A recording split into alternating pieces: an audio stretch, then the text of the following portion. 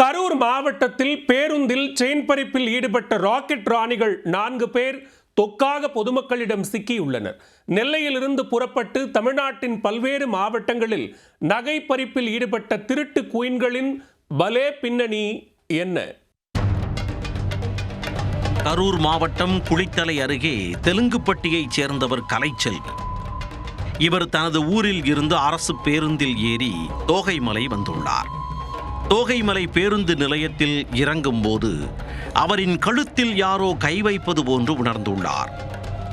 கூட்ட நெரிசலில் இதெல்லாம் சகஜம்தான் என நினைத்தவர் படியில் இருந்து கீழிறங்க அப்போது அதிர்ச்சி அடைந்துள்ளார். அவரது கழுத்தில் கிடந்த 5 சவரன் தங்கச் செயினை அறுத்து கொண்டு முரட்டுத்தனமாக 2 பெண்கள் கீழிறங்கி ஓடி உள்ளனர். கூட்ட நெரிசலிலும் சூதானமாக இருந்த கலைச்செல்வி ஓட முயன்ற ராக் ராணிகளை பார்த்து கத்தி கூச்சலிட்டுள்ளார்.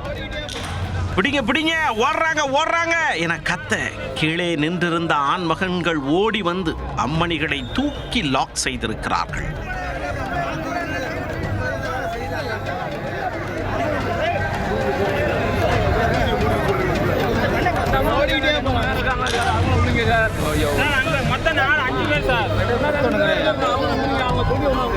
தகவல் அறிந்து அங்கு வந்த போலீசார் மக்களால் பிடித்து வைக்கப்பட்டிருந்த அபிராமி, காளீஸ்வரி ஆகிய 2 குயின்களையும் கைது செய்தனர்.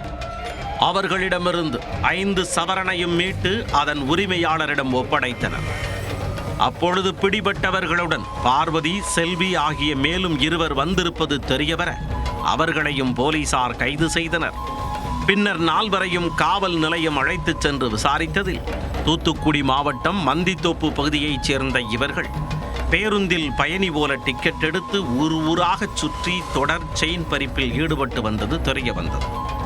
கரூர், திண்டுக்கல், சேலம் உள்ளிட்ட பல்வேறு மாவட்டங்களில் ஓடும் பேருந்தில் கைவரிசை காட்டியிருப்பதாகவும் கூறப்படுகிறது.